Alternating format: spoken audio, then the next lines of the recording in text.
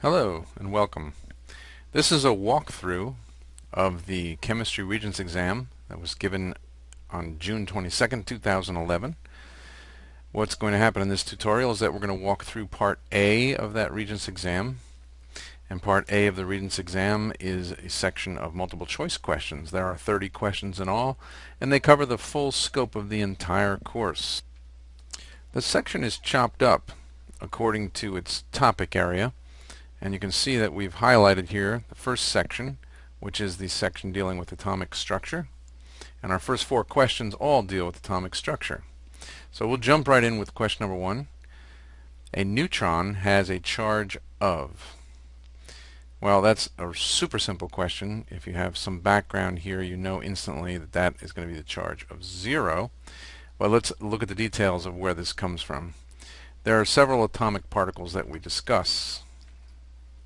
You have the proton, the neutron, and the electron. And if we break up this and form a little chart with this information, we can talk about the charge of each of these particles, the proton being positive, the neutron having no charge, and you of course recall the electron with negative charge. An additional piece here we're going to fill in dealing with the size of the particle. This is going to help us answer the next question, just to make our chart a little bit more complete. Hopefully you all recall that the proton has a size that's related as 1 atomic mass unit. The neutron has an equivalent size, also 1 atomic mass unit. And your electron is super small, coming in at only 1/1800th the size of the proton or the neutron. Okay, that brings us to question number 2. Which particle has the least mass? Well, of course, from this chart over here, we're looking for the electron, but we don't see it. But it is hiding there. We have the proton and neutron. Notice that they're the same size or the same mass, so we're going to exclude those 2 answers because they're the same. Now we do have to have a little bit of understanding of what these 2 particles are, and that's going to require knowledge of the nuclear chemistry unit. Hopefully you recall that the alpha particle has a charge of +2, and it is emitted from an unstable nucleus in some atoms when they discharge the alpha particle, which gives off energy. And the size of the alpha particle, the symbol for it, is He4/2. So you can see it's huge. It's equal to 4 times the size of a proton or a neutron. That's what an alpha particle is. That obviously is not our answer either. That leaves you with only the beta particle. So 2 is going to be your correct answer, but let's make sure we understand what a beta particle is. We'll put that on our chart of atomic structures as well. The beta particle has a charge, usually a negative charge, but there are also positive beta particles. They're called negatrons and positrons. And the beta particle is also the size of an electron, and its symbol is E0/1. The top number here designates the mass. The bottom number designates the nuclear charge. So the beta particle, being the size of an electron, is exactly what we were looking for in this question. For question number 3, a sample of matter must be copper if.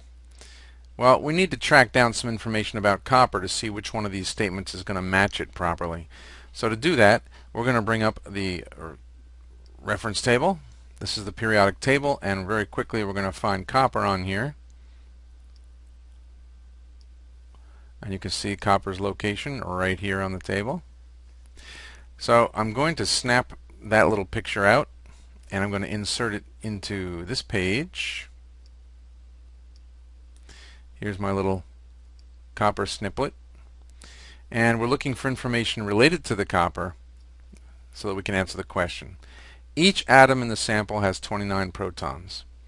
Now hopefully you recall that the piece of information that tells you the number of protons is the atomic number. The atomic number is designated on this little cutout from our periodic table by that 29 right there. And since that number is 29, and each atom in the sample has 29 protons, it's a perfect match. That one is your answer. It's telling you exactly what each copper atom has. Just to make sure we didn't make an error, let's rule out the other three answers just to be thorough. The sample can conduct electricity. Is this true? Yes. But all metals conduct electricity, so copper is not unique. The sample melts at 1768 K. Take my word for it. If you go and look this up on table S, which we won't do just yet, you'll find that the melting point of copper is not 1768. That's the melting point of cobalt. So they were trying to fool you because the symbol for cobalt is CO, and they're hoping that you're going to look up CO for copper on table S, and you will see 1768 and make a mistake there. Atoms in the sample react with oxygen. Hopefully at this point you realize most metals will react with oxygen. So that, again, is not unique to copper, so our only correct response left is number 1. Question number 4 is one of a number of questions in Part A that rely on your understanding of a definition. Here, the definition you need to know about is the electron cloud model of the atom. Just think about the words. Electrons, clouds. Where are the electrons? They're in clouds. This clearly is talking about the location of the electrons, not the charge, which is -1, not the conductivity of an electron, where electrons moving in mass are considered to be an electric current, and not the mass of an electron, which is 1 over 1800. So clearly this answer is talking about the location of the electron. The next segment of the exam is questions 5 through 8. Generally speaking, these relate to the periodic table of elements, but they do also relate to properties of the elements. Usually these two things are discussed in the same basic area. The elements in the periodic table are arranged in order of increasing. Well, there are two possible answers for this. If we're talking about the modern table, which we assume we are here since it does not say the original table of elements, the modern table arranges elements according to their atomic number. So we already know our answer. There it is. Number of isotopes, never. Number of moles, never. Number of moles, not related. Isotopes, not related. Mass number, this would be the correct answer if they were talking about Mendeleev and the original periodic table. So for this question, that's not going to be our answer. Which element has the highest melting point, number 6? Well, who knows? These are strange elements. These are not ones that we normally talk about in class. The purpose of this question is to force you to look on table S and find these 4 numbers. So let's do that. We'll bring up table S for you, and we'll try to find these elements in the picture. Well, first thing you're going to notice is that they're obscure. I have to scroll down and really hunt for these elements on this table. Fortunately, they've chosen 4 examples that are all in the same basic area. There they are. So our goal, since the question is asking us which has the highest melting point, is to simply read the melting point, that's in this column, and pick out the one that has the highest value. So let's start with tantalum. Tantalum is 3290, rhenium 3458, osmium 3306, and then we have hafnium, which is 2506. So all I got to do is pick the highest number, 3458, and that's going to be rhenium. Let's return to our question and circle rhenium. Question number 7. In a chemical reaction, there is a conservation of. We have a bunch of choices here. What we have to do is search for the answer that has the 3 things that are conserved and cross out the items that are not conserved. Volume, not conserved in a chemical reaction. Oh, look at that. Just by spotting the one thing that is not conserved, we found our answer. Let's move on. At standard temperature and pressure, don't forget, that's what STP stands for. Let's make sure we remember that. Standard temperature and pressure. It might be helpful for us to remember what those values are. The standard temperature is 0 Celsius, or 273 K. And the standard pressure is noted in a lot of different units. We'll stick with the 101.3 kilopascals for now. At any rate, since we have standard temperature and pressure, we have 2 types of carbon. You have diamond and you have graphite. Both of these substances are composed completely of carbon, and yet they are very different from each other. So we have to find the statement that matches here. Why are they different?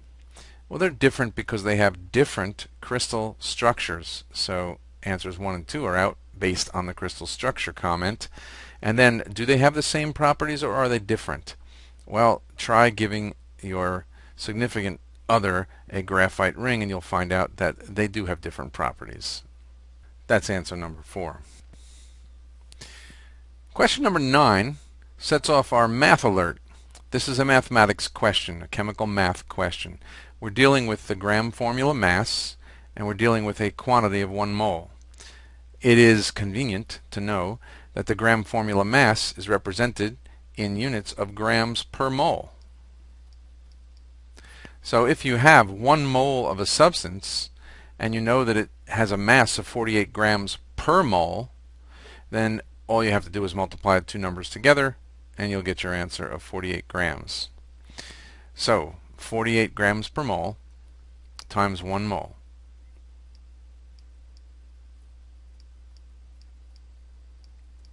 This works because the mole cancels out and your answer is left with 48 grams. Question 10 deals with bonding. Here you have a chemical equation that clearly shows a molecule of chlorine, which is really 2 chlorine atoms attached to each other. That's what the Cl2 represents. And they undergo a change, and now we have 2 Cls separate from each other. So somehow that attachment disappeared, came apart. So what we are going to refer to here is the fact that a bond is being broken. It certainly is not being formed. Now, since any time a bond is formed, energy is released, that's a definition, then we must assume that when a bond is broken, energy is being absorbed. That's the bond energy of the molecule. So answer 1 is your best response. For your next question, number 11, which atom has the weakest attraction for the electrons in a bond with hydrogen atom? Well, this whole concept of attraction for electrons deals with a concept called electronegativity.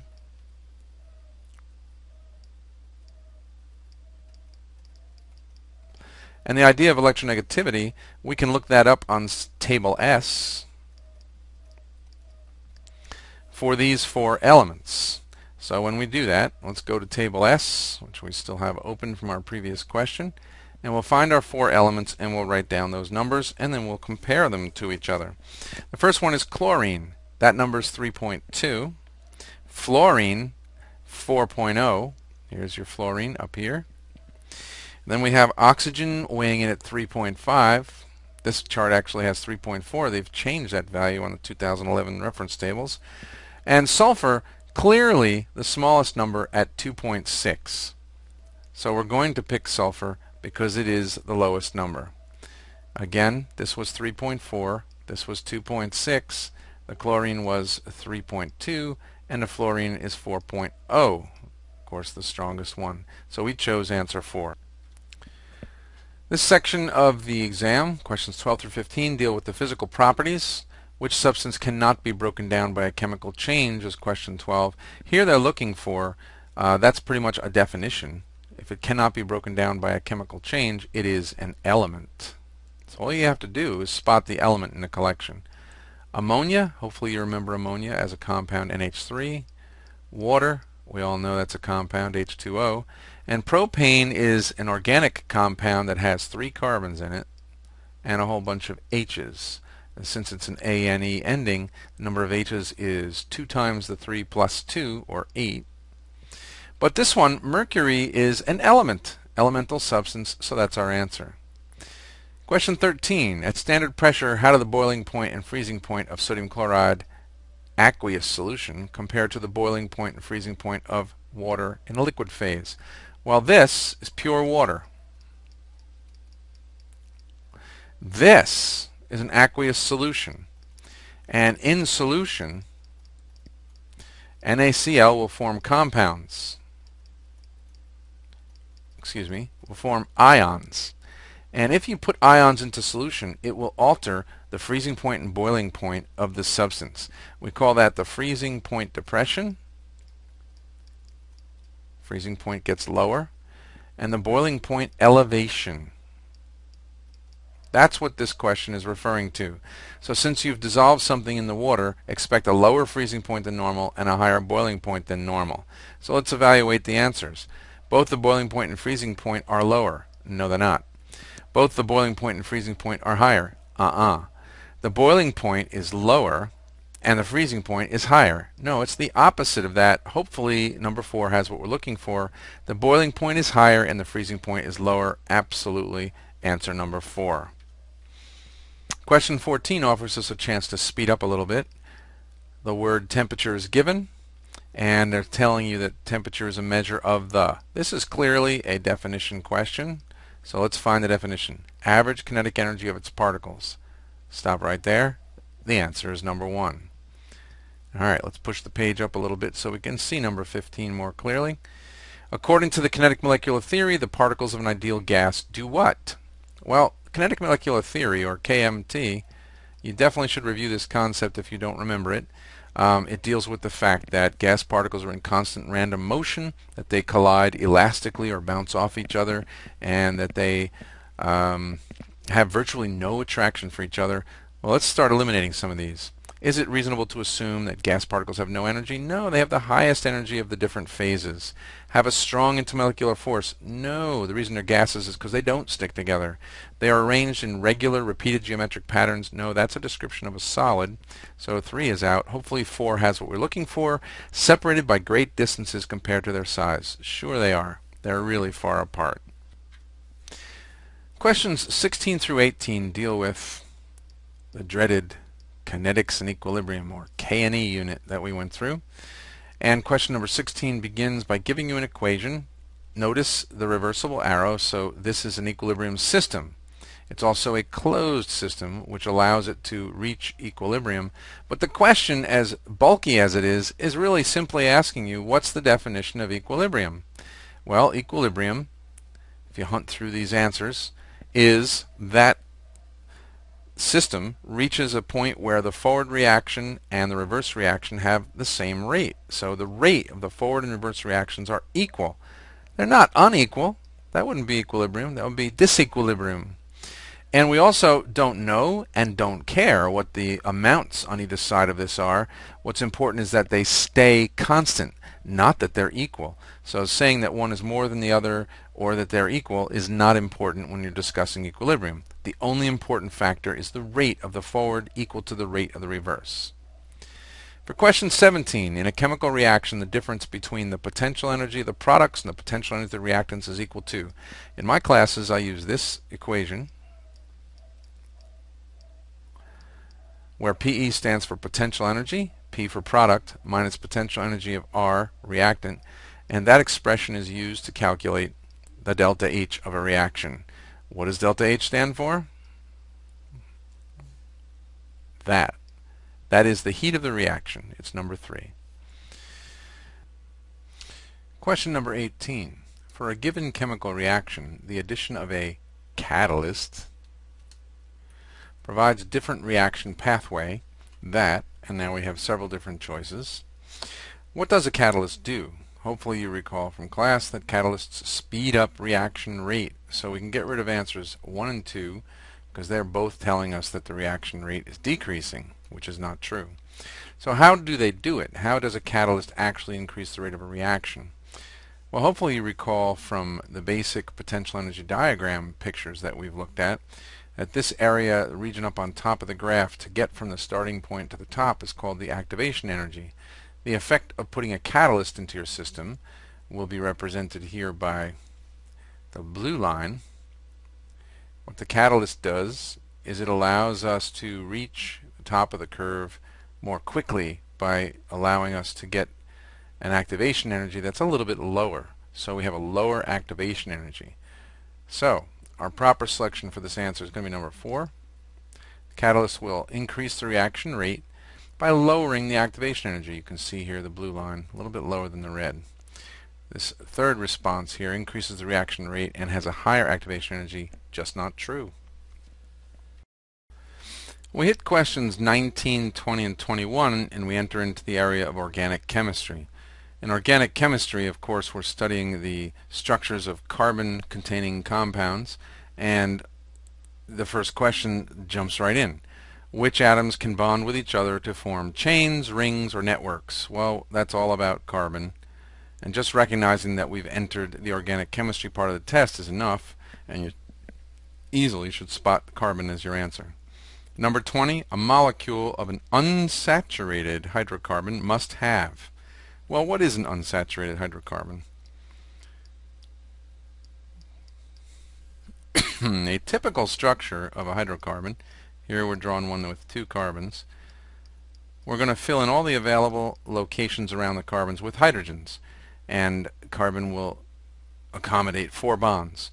So if we single bond carbons together, we're going to be able to surround the outside of the structure with a maximum amount of hydrogen. That's called a saturated compound. The only way you get a saturated compound, of course, is if you have single bonds. So as long as that bond is single, you can be saturated. So what's going to cause a unsaturated compound is if you have a double or triple bond between your carbons, then you're not going to be able to put the maximum number of hydrogens. See, we still have space for hydrogen here and here. But in order to put hydrogen there, we'd have to break the double bond. So let's analyze. We have to have at least one single carbon-to-carbon bond. No. If you have single bonds, it could still be saturated. You have to have at least one multiple carbon-to-carbon bond. Yes, that's what's required. If you had 2 or more single carbon-to-carbon bonds, just like number 1 is incorrect, 3 is also incorrect. And 4, 2 or more multiple carbon bonds are not necessary. You only need to have 1 in order to be unsaturated. So that answer is 2. Question 21. Given the formula of the functional group, there's your formula, an organic compound that has this functional group is classified as, well, why ask me? Let's go to the place where all the functional groups are, and we're going to see table R. So let's go to table R. On table R, you'll be able to spot all the different functional groups, and all we're looking for is the one that matches what we were just describing on the previous page. So we need something with 2 oxygens attached to a carbon. One of them is double bonded, and the other one is single bonded with a hydrogen. Here's that exact structure. There's a little more information here. This letter R, as it appears in all these different structures, can be anything. It can be a row, string, some collection of carbons. So everywhere you see an R, there can be more carbons strung out. But here's the key functional group we're looking for, which is the carboxyl group that makes up the organic acid. So we'll go back to our question, and we're going to select organic acid from the list. It's not an aldehyde ester or a ketone. Those are different structures. Although it's handy to have memorized all the functional groups, you can find them all right on table R. This is a peculiar location to find this question. It appears that they've taken a larger question dealing with organic compounds and put it into the 23rd position, and they substituted in number 22 just to make space in the test. It's a little bit awkward to see a oxidation reduction question sticking in the middle of the organic chemistry collection, but they did that to save space, so they can be a little bit tricky in that regard. Which statement describes where oxidation and reduction half reactions occur? Well, the only thing you have to remember for this is that there's a red cat. Reduction occurs at the cathode, period. And what happens at the anode? Oxidation at the anode.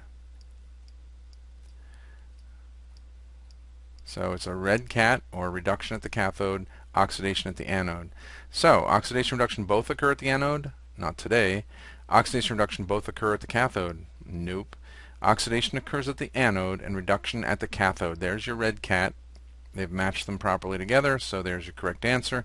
And just to be sure, number 4 says the exact opposite, so it is completely wrong. Now we continue our discussion into organic chemistry, and we have question 23, which is asking you to find the isomer. What is an isomer again? Well, it has to have all the same parts, but a different structure.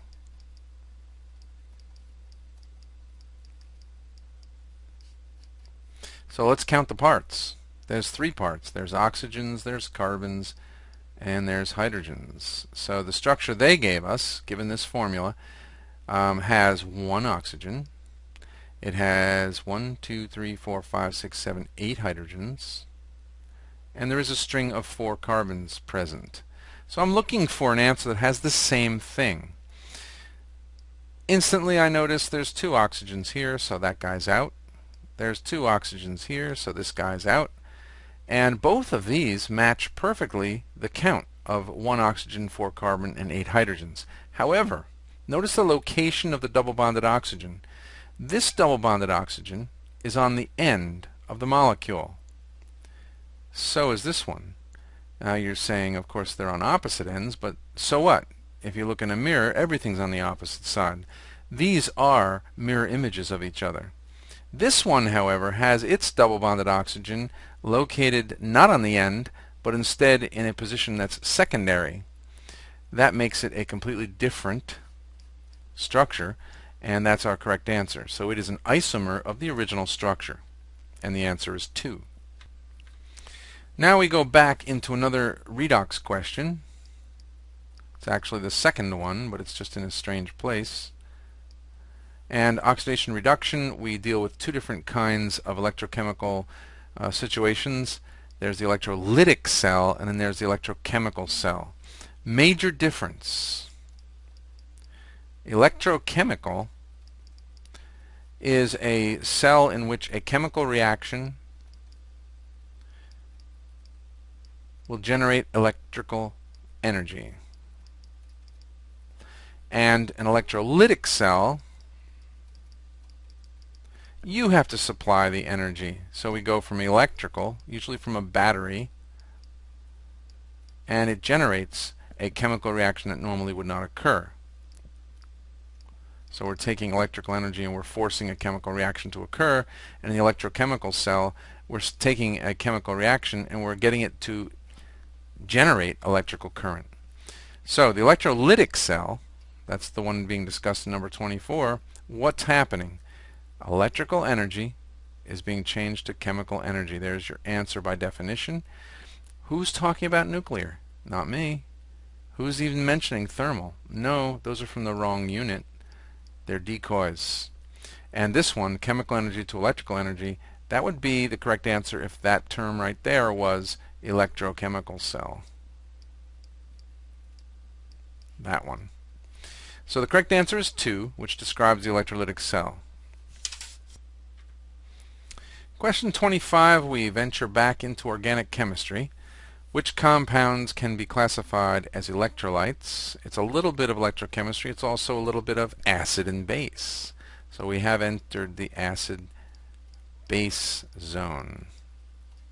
Usually we throw the word salt on there also in the name of this unit. And one of the main features of acids, bases, and salts is that they are all considered electrolytes because they all produce ions in solution when they're dissolved. So what we're looking for here, if we want something to be classified as an electrolyte, it has to be either an acid, a base, or a salt. Look at that gift. They actually are giving you the word acid, so you've got to go to number 3. The other 3 possibilities, alcohols, alkynes, and saturated hydrocarbons, none of those match the category of salt or acid or base. Number 26, potassium hydroxide is classified as an Arrhenius base because, well, by definition, this is a definition question, an Arrhenius base is any compound which, when dissolved in water, produces hydroxide ions as the only negative ion. Let's go on to 27. In which laboratory process is a volume of solution of known concentration used to determine the concentration of another solution? You cannot have taken your chemistry course without having done a titration experiment, and this is exactly what's going on in titration. So again, a definition question. And then finally, according to one acid-base theory, an acid is, well, the Arrhenius theory says that acids will produce hydrogen ions in solution. The other theory that they always refer to, they refuse to include its name on the Regents Exam, but your teacher might have shown you. It's the Bronsted-Lowry theory, which states that acids donate hydrogens. So if something is an acid, it will donate hydrogen ions. So, acid, hydrogen donor. That's your answer, number 2. And we get to our final 2 questions. 29 and 30 are both from the nuclear chemistry unit, and these are very, very routine questions. Energy is released during the fission of plutonium-239 as a result of the. So all that's needed here is some understanding of what fission is. Fission is a process by which atoms are being split. So we will take a large atom of plutonium-239, we bombard it with some other smaller particle, and it breaks apart and releases huge amounts of energy. So what you're doing here is you're converting matter to energy according to the famous equation E equals mc squared, where the mass conversion is the change and difference in mass between a plutonium-239 atom and the daughter products that are produced when it splits. They collectively will be a little bit less massive than the plutonium-239. That change in mass is converted directly to energy according to this equation. Conversion of energy to matter? No, it's the opposite. And then your decoys, formation of covalent bonds and ionic bonds, these are from a different unit. They have nothing to do with nuclear chemistry. So be aware of where you are in the test. When you get to questions 29 and 30, you're doing nuclear chemistry. And finally, question number 30, atoms of iodine-131 will spontaneously decay when what happens? Well, if they're stable, they have no reason to decay. So answers 1 and 2 are nonsense. They have to begin as unstable nuclei. But do they emit alpha or do they emit beta particles? Let's go to the reference tables and see. This information you'll find on table N, and on table N you look up iodine. There it is right there. And iodine will decay by this particle, a B- particle, which if you look over at this chart on your right, B- stands for beta particle. So let's go back to the test now and select unstable nuclei will emit beta particles. Answer number 4. That completes part A of your exam. We're now going to put up a copy of the answers and let that run for a couple seconds. So if you need to just check answers on your work for part A, you can just freeze the pane on the next couple of seconds.